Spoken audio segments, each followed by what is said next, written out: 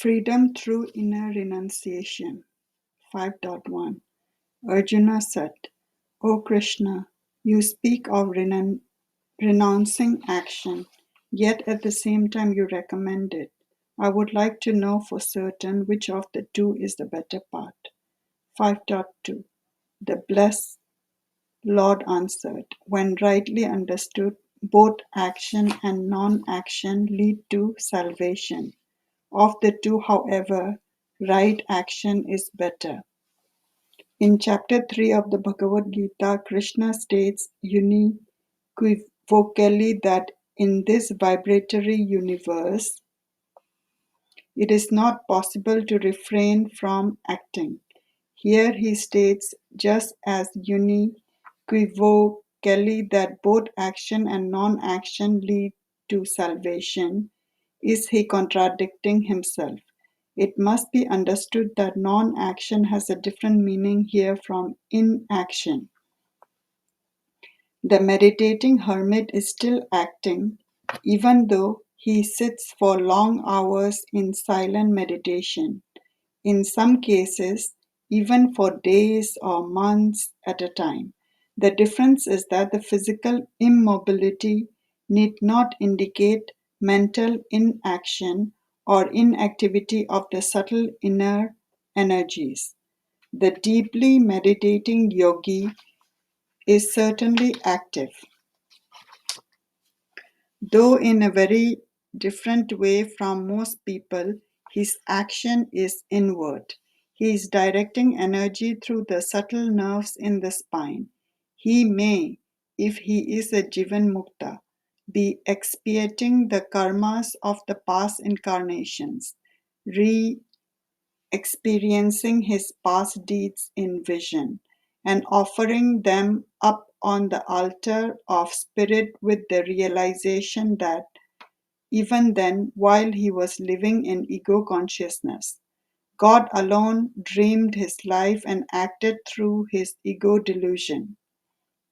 The need to be outwardly busy disappears of itself when one attains the state of Jivan Mukta, dissolving his ego in cosmic consciousness.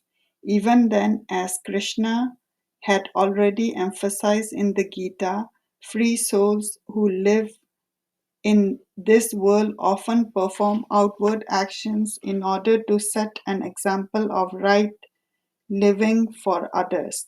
They do so because ordinary persons would find it all too easy once they take up sannyas, the monastic path, to become mentally as well as physically inactive in the name of complete renunciation.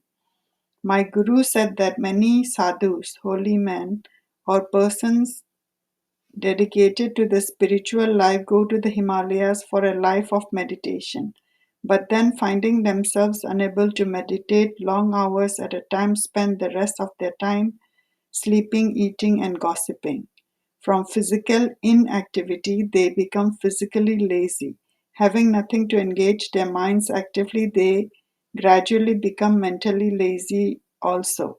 Finally, having put their minds to sleep by mental inactivity, they become spiritually lazy. What remains to recommend their so called renunciate way of life? Nothing, my guru said. Many become bums. Many such sadhu, he continued, allow householders to feed them, which those people do willingly, having the means to do so, and considering the service a means of accruing good karma. Meanwhile, some of those holy men actually look down on the people who feed them and consider them merely worldly, bound to the wheel of samsara. It is sad that many renunciate in every religion themselves green in the sense of unripe spiritually tend to deprecate householders when the entire purpose of renunciation is to liberate ourselves fully from ego consciousness. To deprecate anyone is to affirm one's own ego. In fact, many sadhus, swamis, brahmacharis, hermits, and others supposedly dedicated to living for God alone allow their very life of spiritual dedication to feed their pride. The renunciate should strive above all to sublimate his ego in self-offering to the infinite. The practice of entering a monastery and being disciplined by monastic superiors, an unfortunate appellation, indeed has its good points, but it also has its bad. Submission to a true guru is essential in one's search for God, for such a one knows the disciple's karmic needs and can guide him in what he must do. Now, to escape the coils of past karma. The average monastery superior, however, has no such wisdom and usually has the institutional needs as his priority, not the spiritual needs of the individual. Obedience to such a person who is merely the one in charge can controvert the subordinate's real but personal spiritual needs, and may even ignore what he should do to rise spiritually towards God consciousness. The subordinate is commonly told, the way to please God is to obey your superior. What, however, if the superior tells him to do something obviously wrong or against the subordinate's conscience? The answer for the subordinate should be careful. Obedience under such circumstance may be or may be perceived to be good for the community, but the consequence for the individual himself. These were my own guru's words, is actually to weaken his will. The stock answer given in monastery is, if your superior is wrong in what he asks you to do, God will correct him. Indeed, I have never seen this bit of monastic wisdom justified in real life. For many people, the monastic life is a wonderful way of serving and finding God. The old model, however, of absolute obedience to anyone and everyone in the name of eternal salvation is archaic, indeed, medieval. What is needed always, but especially in an age where people everywhere on earth are becoming conscious that the true nature of matter is energy, is for one to live more freely in the self, that is to say, in God. Those with some experience on the spiritual path may indeed be able to advise novices wisely. It would be ridiculous indeed in the name of affirming one's own free will to ignore the voice of experience, still to be obliged to act merely to please someone who may in fact be not at all enlightened is to shift the burden of responsibility to where it cannot ever belong onto someone else's soldier. Our responsibility before God is our own. As Krishna says in the Gita, it is better to fall doing one's own duty than to succeed doing the duty of another. Whatever may truly be one's own duty, and it is no easy task to discern what that duty is, one cannot accomplish it by simply handing the decision over to someone else. Many monks and nuns in monasteries become pale images of their former self in a negative way, unfortunately, not in a positive, egoless way. Many hermits and others also who justify non-activity by letting others feed them, while they devote their own life to what? Sleeping and gossiping, often in similar fashion, shadows of their former self. One encounters few lion-like sadhus and swamis anywhere, heroes who have risen out of the ashes of fire, purified ego consciousness to soar like the legendary phoenix in the skies of inner freedom. It would be well to consider also a word that is too often used in a deprecatory sense, householder. What is a householder? Many so-called householders have to begin with no houses to hold. They have no families in the sense of children of their own, no wives or husband, no great attachment to their possession. It is assumed that the term means that they are involved in the struggle to acquire and exult over possession, and power to dominate over others and to nourish their own ego with the rich food of worldly fame and admiration. None of these things add up to the word householder. True saints, moreover, may actually have the houses they live in their own names. They certainly are not householders, for they in themselves have no sense that they possess anything. The entire criterion must be raised to a higher level. The question is not what a person owns or what he does, it is what he is inwardly. Yogananda states that to fulfill one's outward duties, as long as one still has duties to perform, is the highest part. It must be understood, however, that this is not intended as an excuse for running after worldly pleasures and fulfillment, which cease in the long run to be pleasure at all and instead of fulfillment bring colossal disappointment. Whatever one does should not be done for egoic pleasure but only to please God. Man's duty in this world, once he develops even a little understanding of what life is really all about, is, as Krishna puts it, to get away from my ocean of suffering and misery. All else has one simple marking time and getting nowhere. Worldly success and failure, triumphs and disappointments, joy and suffering, all these are mere waves that occasionally rise high on the ocean bosom of cosmic delusion, then sink back again, becoming equally deep though.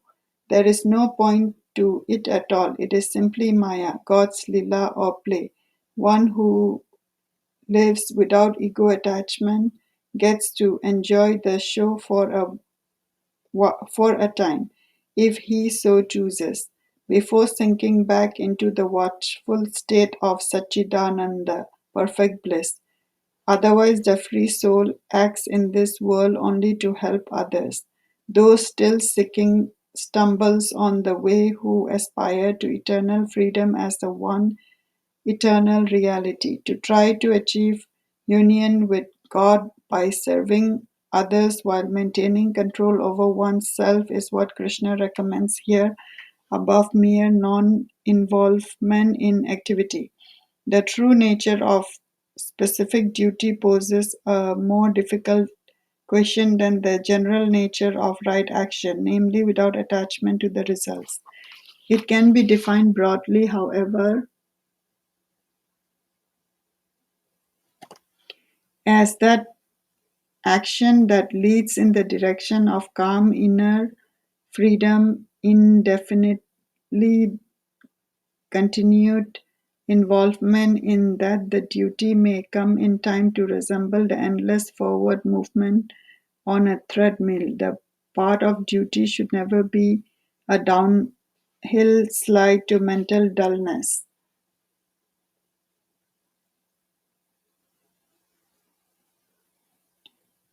Always, whatever causes one's consciousness to rise is right activity. That finally is why Krishna emphasizes activity over non-activity. Non-activity leads elutably to dullness unless one is able to engage his energy positively in performance of deep meditation. 5.3 O mighty arm Arjuna, only that person deserves consideration as a true renunciate who finds freedom from entanglement easy, having no likes or dislike and no attachment to duality. 5.4 It is the ignorant, not the wise, who speak of the path of wisdom, Sankhya and Yoga, as being different from one another. One who is truly established in either receive the benefits of both.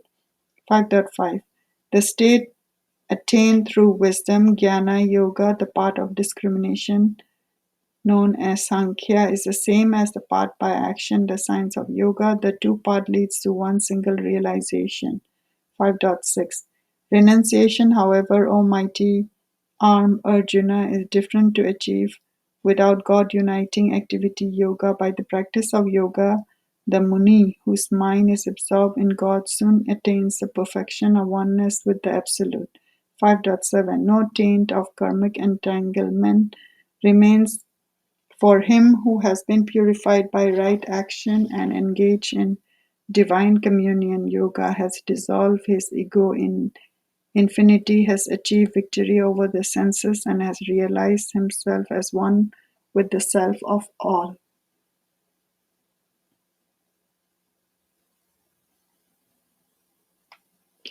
He who in the state of union with God has cognized the truth fully understand, I myself do nothing at all, though he sees, hears, touches, smells, tastes, move about, sleeps, breathes, speaks, excretes, grasps with his hand, open or close his eyes. Such a person knows at all times that these are but the senses engaging their sense objects.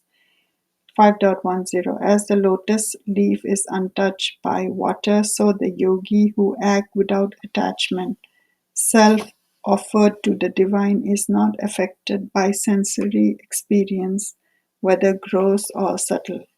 The seeker must practice non-attachment to sensory experience, for until he becomes firmly established in this self, he may find himself drawn out of it inadvertently by the fascination of new experiences. Milk, when poured on water, commingles with it. The milk must be churned to butter before it can float undiluted on the surface. By practicing inner centeredness, the yogi is said to churn the butter of his awareness by separating the curd of firm understanding from the watery whey of sensory dependency. He can then go anywhere, do anything, mix with anyone, and remain inwardly unaffected by the illusory attraction of Maya. This stanza has a deep meaning, which is why the common translations of sensory experience as sin or as the perfectly logical karmic involvement, both of which versions seems to encompass the full meaning, are in fact inadequate. Understood literally and not figuratively to avoid what seem otherwise merely an unnecessary repetition, the expression here becomes a wonderful further explanation of the spiritual part. When the life force is withdrawn from outward body, awareness during deep meditation, the yogi beholds currents of energy trickling back through the flesh like little reels of rainwater in a forest to the great river of energy in the spine. When all of the body's currents are in this way withdrawn, they then pass successively into and through the three luminous nadis, channel of life force in the astral spine, the sushumna, which is the outermost, the vajra, and then the chitra. Passing through the chitra, the energy and consciousness enter the innermost channel, the brahma nadi, which constitute the spine of the causal body. It was through the Brahmanadi that Brahma, the creative aspect of Om, in his aspect of greater of individual being and their three bodies descended into outward manifestation. It is through this first channel of Brahma Nadi, therefore, that the soul must once more ascend in order to become again one with the spirit. As the yogi withdraws his energy up through his final channel, he is able fully to offer his separate individual consciousness into infinity. During this process, he beholds wondrous astral phenomena. This stanza of the Gita is a warning not to be attached to such visions either, lest they divert him from his goal of complete union. The opening of Brahmanadi is at the top of the head. On reaching this point, the yogis become reunited with omnipresence, for the last sheet has been removed that closed him off from infinity. One who is tossed, let us say, in a rowboat on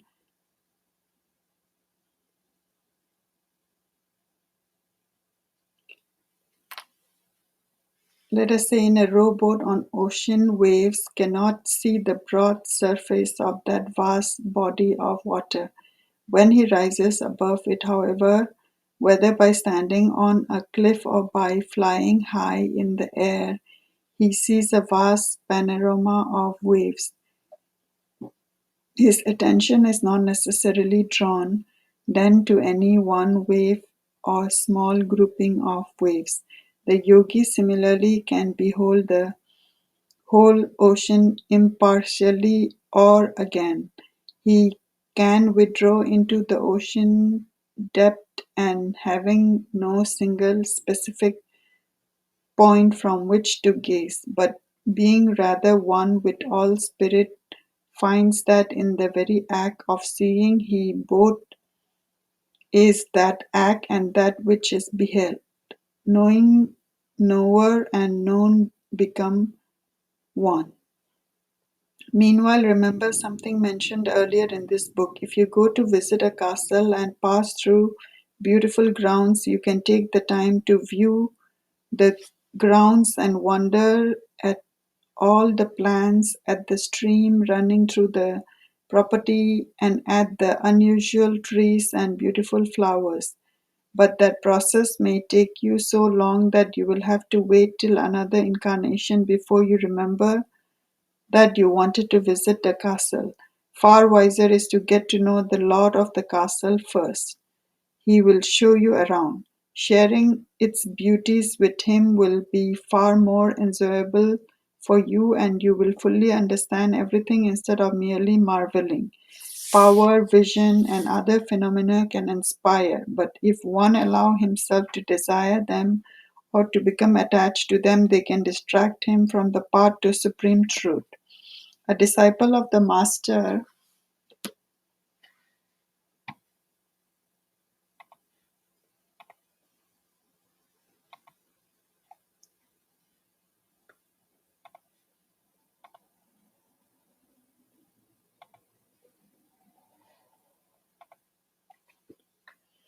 A disciple of the master was experiencing his first Kundalini awakening and was enjoying the feeling of it rising joyfully in the spine. Pleased with the phenomenon, he told the master about it. The guru, to prevent any foolishly premature satisfaction on the disciple's part, replied by exclaiming, "That is nothing." From the above passage, it must be understood that action and non-action convey meanings far deeper to the yogi than anyone can imagine who is spiritually asleep. All those meanings were intended by Lord Krishna in these passages of his great discourse, the Bhagavad Gita. A few disciples were lamenting that it takes so long to find God. To them, the Guru said, "You have to live anyway. Why not live in the right way?" In truth, it takes no time at all to find God, since time itself is a delusion. In fact, moreover, it takes less time in this delusive world than people devote at the beginning of their soul's journey to forgetting Him. 5.11 For purification of the ego, yogis merely work with the body-mind discrimination and sense organ. They are never attached to them. Yogis merely use the body, it never uses them. In other words, they never let any aspect of the outward awareness exert the slightest compulsion on their will. In the way a carpenter, when using a hammer to drive nails into a board, may say, "I'm hammering the nail," while in fact he is only using the hammer and knows very well that he himself is not the hammer. Even so, people use their bodies to work, their mind to observe consciously, their intellect to discriminate, and their sense organ to perceive objective reality. Identified with the body, they think, "I'm doing whatever my body does."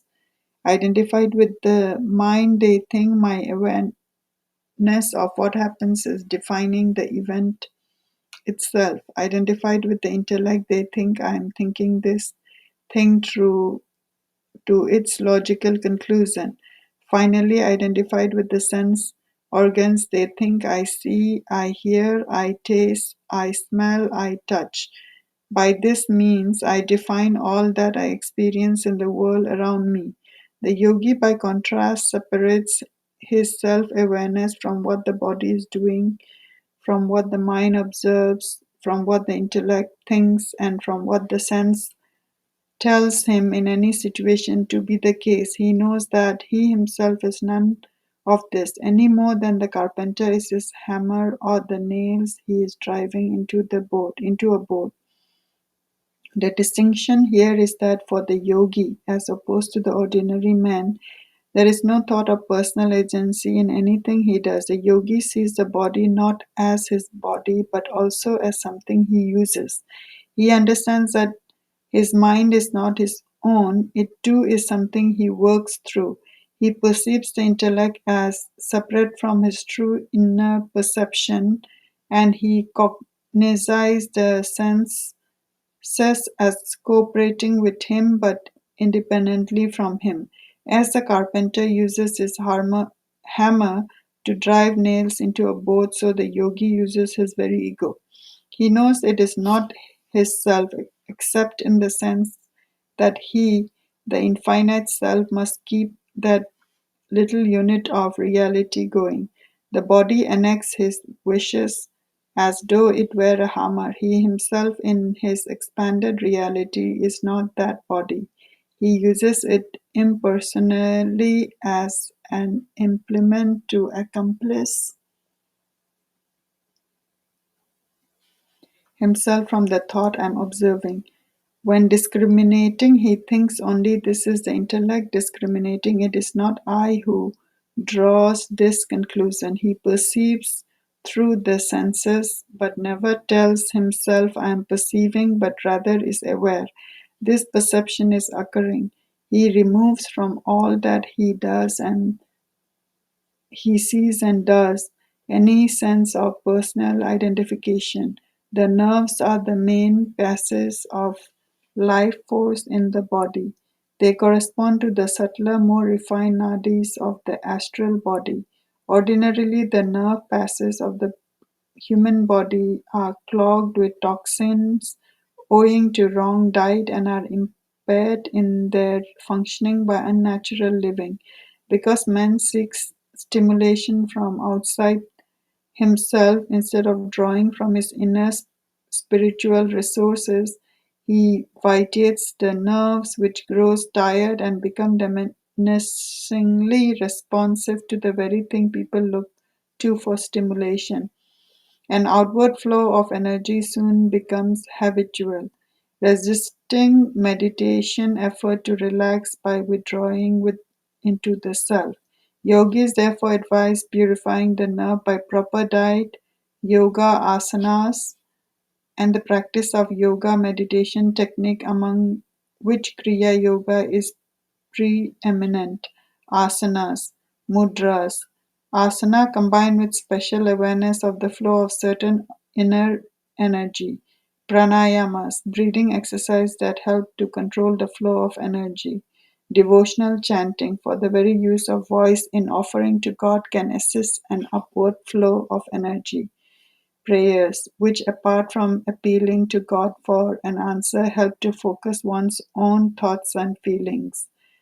Using consciousness and energy to penetrate through the spinal chakras.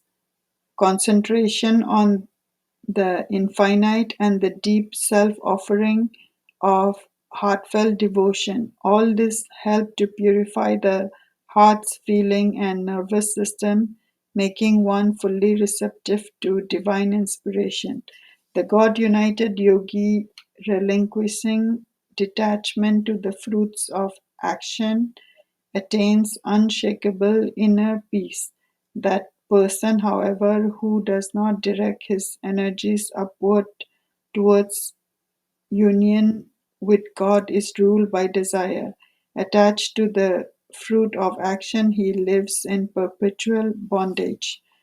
The secret to divine freedom, that is a thought worthwhile to repeat again and again, is to renounce ego motivation. A person has no choice but to act, whether outwardly or inwardly, with his thoughts and subtle energies. He must, in any case, however, neutralize the vrittis or eddies that draw the consequences of every act back to himself with the thought, I did it, it is mine. 5.13 When once the embodied soul has controlled the senses and mentally releasing every attachment to activity remains blissful and secure in the city of the nine gates, the physical body, he himself no longer acts, nor does he impose action on others or on his outer senses.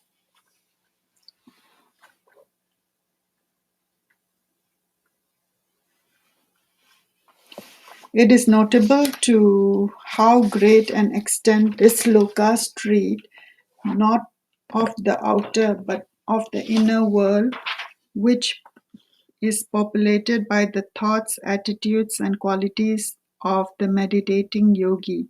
The very symbolism of the Mahabharata, emphasized from the beginning of the Bhagavad Gita, relates to the inner man, to his population of millions of thoughts and tendencies.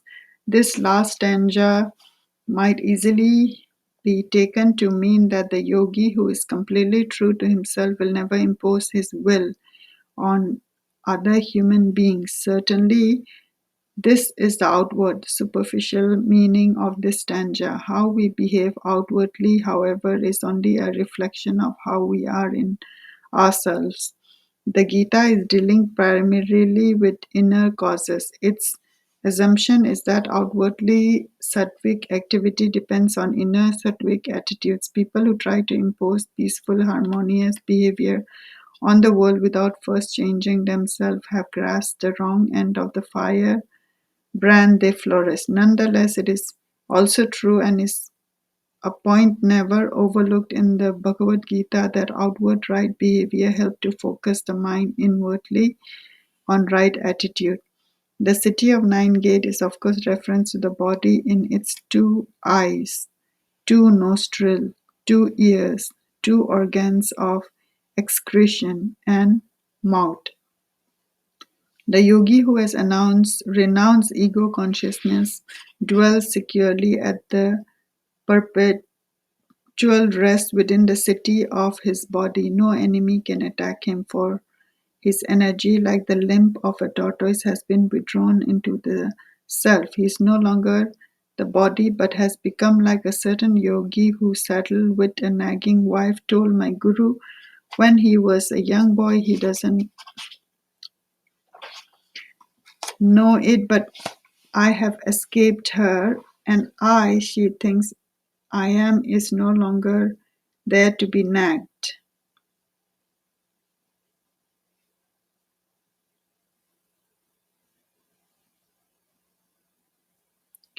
5.14 It is not God, the sovereign self, who creates in mankind a consciousness of acting in this world.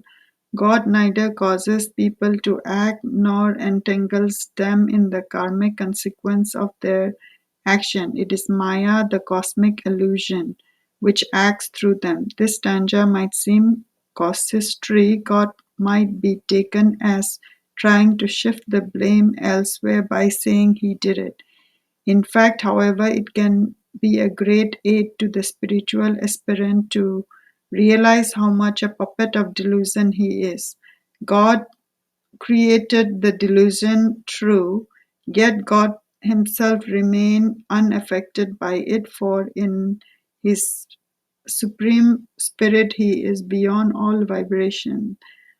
The yogi must feel at his center within that he too is immovable and at peace. Maya, cosmic delusion, act through him but cannot define him. There is another angle on this teaching, however, which seemed to contradict what had been taught above. Yogananda used to say, it is better if you do commit an error, whether a slight mistake or a great sin, to tell yourself, God did it through me. He continued, God likes that, for you will find it easier by doing so to release the feeling of guilt which makes people beat themselves, thinking, I did that, oh, how weak I am, how wrong of me, how sinful. My guru used to say, the greatest sin is to call yourself a sinner. Instead, if you don't want to blame God, which Yogananda insisted, however, is perfectly fine with God, to tell yourself, Maya, cosmic delusion, committed this deed through me. I disassociate myself from everything connected with it. I am in my true self, untainted and ever free. Of course, my Guru added, you must then act in such a way as not to commit that error again. Every time you slip, rather than mourning, I have failed, I am a fallen soul, tell yourself, I haven't yet succeeded. If you do this, your words, instead of being a negative affirmation, will be an affirmation of eventual success. The best time for sowing the seeds of success, Paramhansa Yogananda used to say, is the season of failure. 5.15. The all-pervading is not concerned about people's sins or virtues. Wisdom, though it is the natural state of every man, is eclipsed by cosmic delusion. Mankind thus becomes bewildered as to the difference between right and wrong.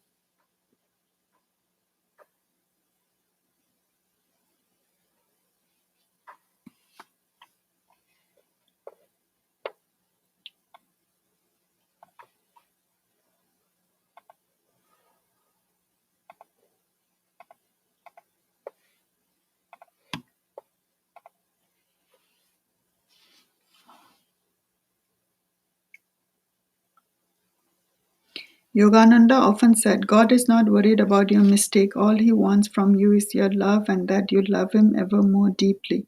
He also said, God has everything except one. He loves you and wants your love in return. God, it should go without saying, is not touched by human wrongs.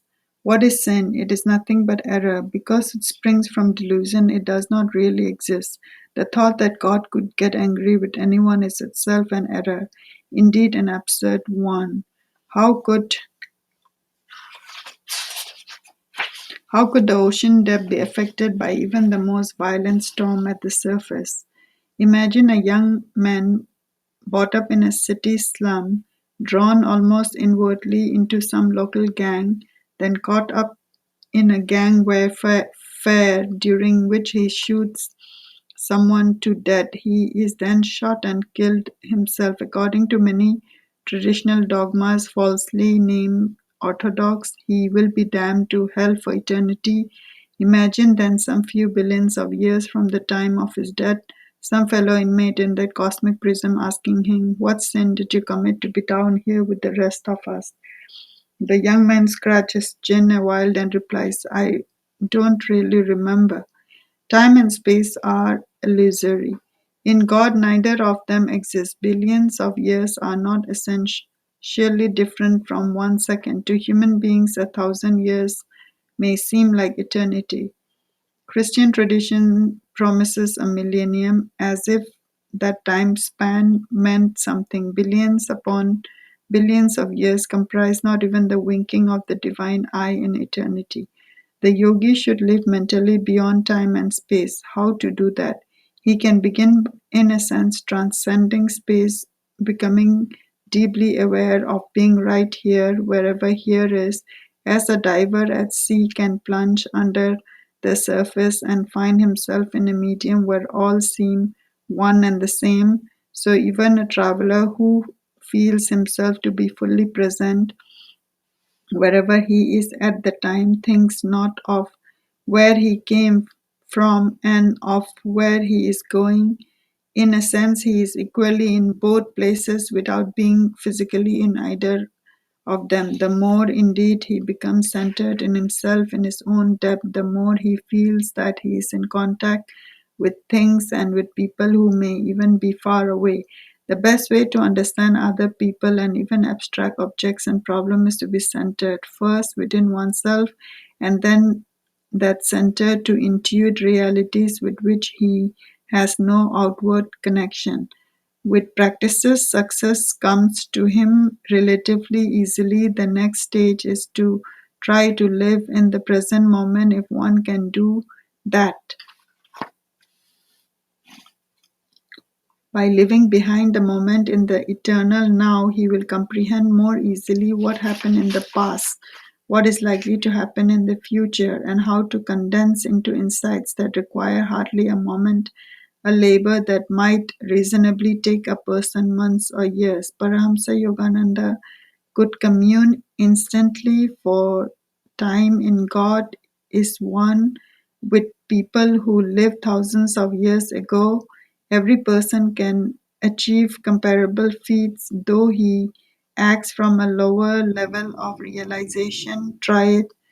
Withdraw deeply to your own center, then think of someone who lived long ago and focus your mind as his center. You will see that from your center to his, there forms a connection as if you two islands seemingly separated by ocean water were connected more deeply by the earth underneath. Every one who is not you is simply your own deeper self, manifested differently in a different form and even at different times. A sense of the oneness of all life helps the meditating yogi to approach God inwardly without fear or tension, to relax completely in divine love. Whatever happens in your life, you are the one with the great sea of truth. No one, however viciously he may treat you, can take away your love for God, or God's love in all eternity. For you, God and God alone is your true treasure. The person living in delusion can banish his delusion not by discrimination alone, his mind already being hypnotized by the seemingly reality of the errors he wants to dismiss, but by offering it up to God. God then, out of infinite divine compassion, will send to him an enlightened guru whose liberated consciousness will lift him out of the mire he is struggling to escape. 5.16 In this, however, who have banished ignorance by wisdom, the true self shines forth like an effulgent sun. Their 5.17 Their thoughts emerge in that one, their soul united with it, their entire devotion and allegiance absorbed in it, and their being purged of the poison of delusion by the antidote of wisdom. Such liberated souls achieve the state of no return. 5.18 Such souls view with equal gaze a pious priest, a cow, an elephant, a dog, and an outcast. 5.19 Even on this earthly plane of existence, the relativities birth, death, pleasure, pain are overcome by one who views all even mindedly. Those who can do so are verily enthroned in the unblemished, never distorted spirit. 5.20 Such sages establish in the one supreme being an unwavering of discrimination, are neither jubilant when they confront pleasant experiences nor depressed when they confront painful ones. 5.21 Feeling no attraction to the sensory world, whether subtle or gross, the yogi lives in the ever new joy of his own being. United to spirit, he attains perfection in absolute bliss. 5.22 O son of Kunti, Arjuna, because sense pleasure springs from outside the self, they all have a beginning and an end and bring only misery. No one of any understanding would seek happiness through them. 5.23 He is truly a yogi who, while living on earth and end up the last moment of his earth life, can master every impulse of desire and antipathy. He, alone among mortals, is a happy human being.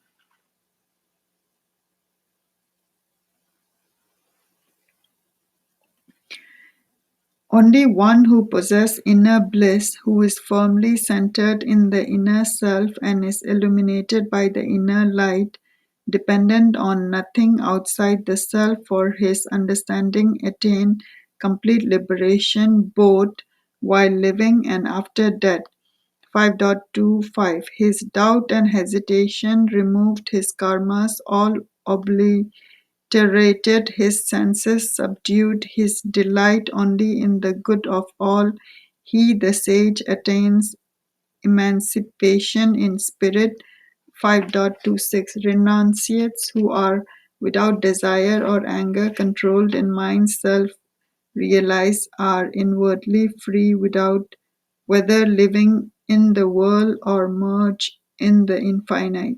5.2328 The Muni, one of whom liberation is the sole purpose of life, controls his senses, mind, and intellect, removing himself from contact with them by neutralizing the currents of prana and apana in the spine, which manifest outwardly as inhalation and exhalation in the nostrils.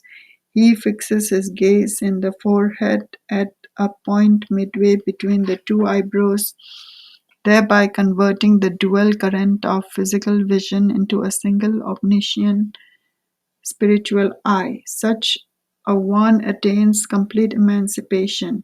Yoga, as is well known, is not so much a philosophy as a science which offers definite practical techniques for raising man's consciousness inwardly through the spine and uniting its myriad directional tendencies, samskaras, with one's own highest potential in the self.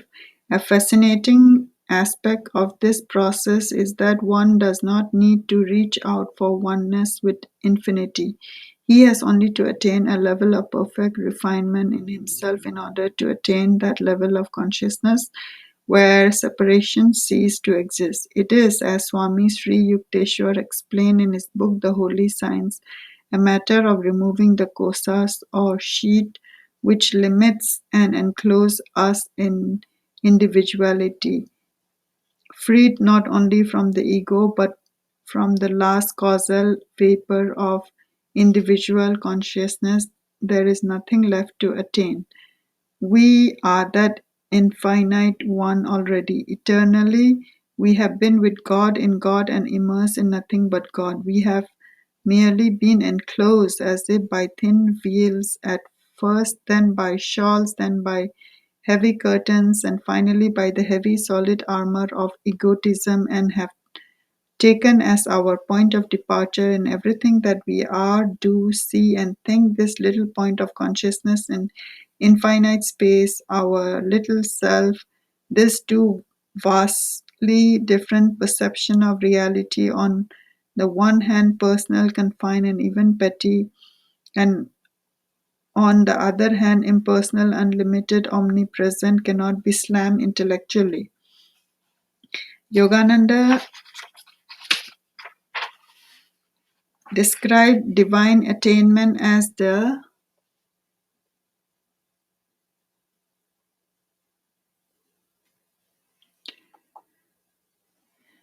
Yogananda described divine attainment as the liberating shock of omnipresence. Only by mental attunement with the consciousness of an already liberated guru can one make that leap across the yawning abyss which separates the ego from infinity. The attunement one seeks should not be with Guru's personality so much as with that level of his consciousness which is beyond personally one with the infinite.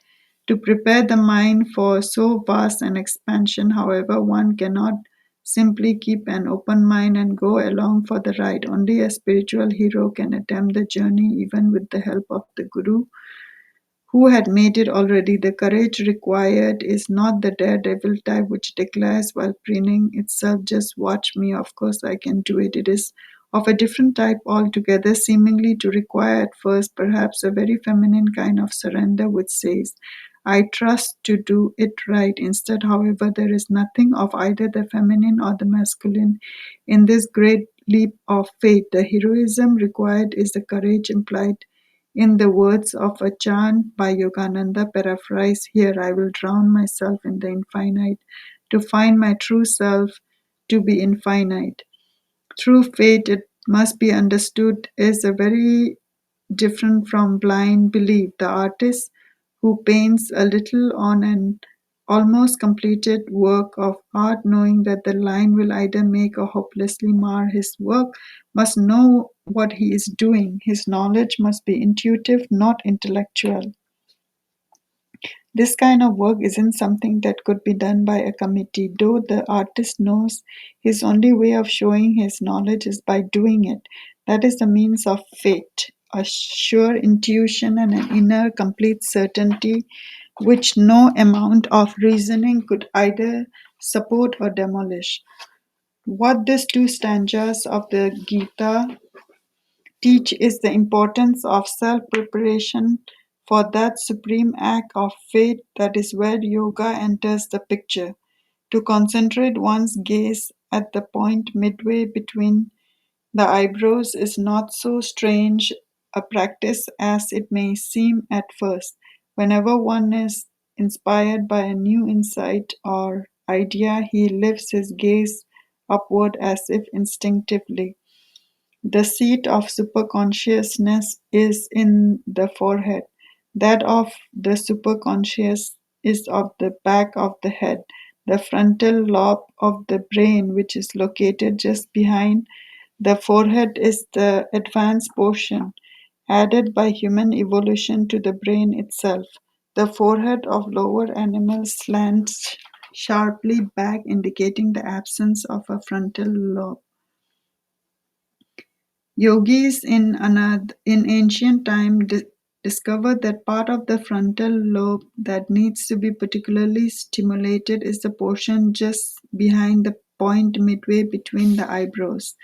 We saw earlier in these pages that the physical act of breathing is intimately associated with and is indeed caused by the energy rising and descending in the spine through the Ida and Pingala nadis or nerve channels. Ida begin on the left side, Pingala on the right side. Breathing in the astral body takes place in these two nadis. The breath in the astral body is in the spine and is composed of energy, not of exhalation or inhalation by the lungs. The ascending energy is called prana, the descending apana. One yoga technique I once observed my guru practicing it involved alternating closing the right and left nostril to allow air to pass through the left and then the right, stimulating the prana and apana in the spine. Stimulating that flow of energy by deliberately breathing in one nostril at a time, however, an indirect technique to control those currents with attention focused on the outward activity of closing and opening the nostril directs one's attention more to the breathing aspect of the exercise than the energy flow in the spine. Kriya Yoga is a science that was particularly recommended by my own guru and by his line of gurus. Kriya Yoga was first given in modern time by the great Himalayan master known simply as Babaji. Revered Father, according to my understanding, Babaji is himself an incarnation of the great Indian master of the ancient times, Narayana, who was more recently was Lord Krishna himself. Babaji told his disciple Lahiri Mahasaya, whom who initiated whom he initiated into Kriya Yoga in 1860, that Kriya is the supreme ancient science of yoga, and that he himself in a previous body had been given it to the world. The science may be called God's greatest gift to humanity for soul's salvation. Kriya Yoga helps one, as we discussed earlier in this book, to equalize the incoming and outgoing breath and to observe one's energy in the spine, where one feels the current as a cool, rising and slight warm, descending current.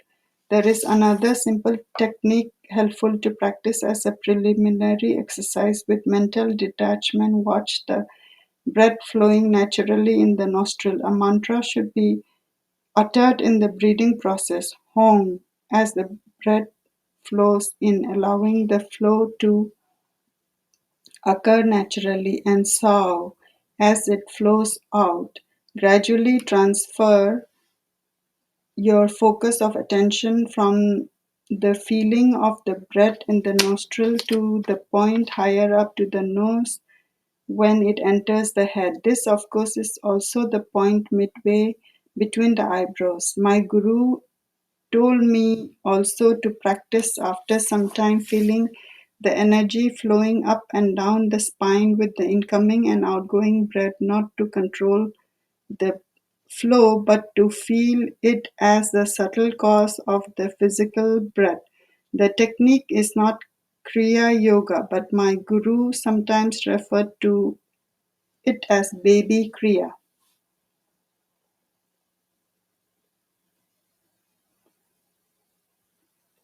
5.29 He finds peace who knows me as the enjoyer of all offerings, yagyas, and austerities, as the infinite Lord of creation, and as the dearest friend of all. Man usually thinks of himself as enjoying personally whatever blessings he receives from spiritual practices. It is in fact God's bliss enjoying itself. We love with his love, we enjoy with his joy. Thus ends the fifth chapter called Freedom Through Inner Renunciation of the Upanishad of the Holy Bhagavad Gita in the dialogue between Sri Krishna and Arjuna discussing yoga and the science of God realization.